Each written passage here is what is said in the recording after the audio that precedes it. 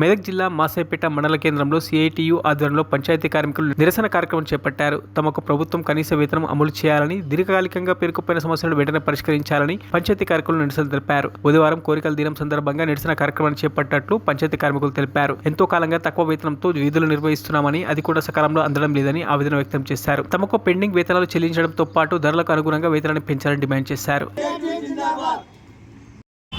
మండలము గ్రామ పంచాయతము మేము అన్ని మాట్లాడుకుంటే ఏమనగా మాకు జీతాలు సరిపోతలేవు. మీ జీతాలు ఇస్తే జీతాలు సరిపోతలేవు మాకు. ఎందుకంటే ఈ సియాట్ మేము 15 ఏళ్ళకోనే పనిచేస్తున్నాము.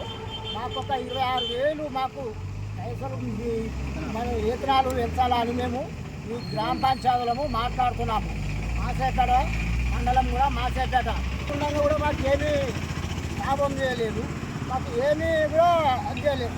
మాకు మళ్ళా మున్సిపాలిటీ కూడా వాళ్ళకి చెప్పుకునే జీతాలు మాకు తక్కువన్నాయి. మేము కూడా కరెక్ట్ చేస్తలేమో వాళ్ళ లెక్క.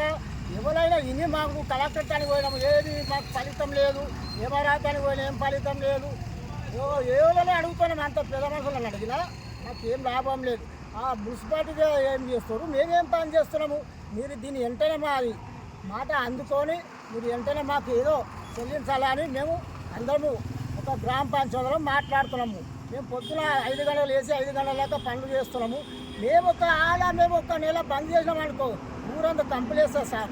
మీరు మా మాటలు విని వెంటనే చెల్లించి మాకు ఏదో 26,000 మాకు పెంచాలని మేము కోరుతున్నాం గవర్నమెంట్. మరిన్ని అప్డేట్స్ కోసం మా ఛానల్ని సబ్స్క్రైబ్ చేయండి.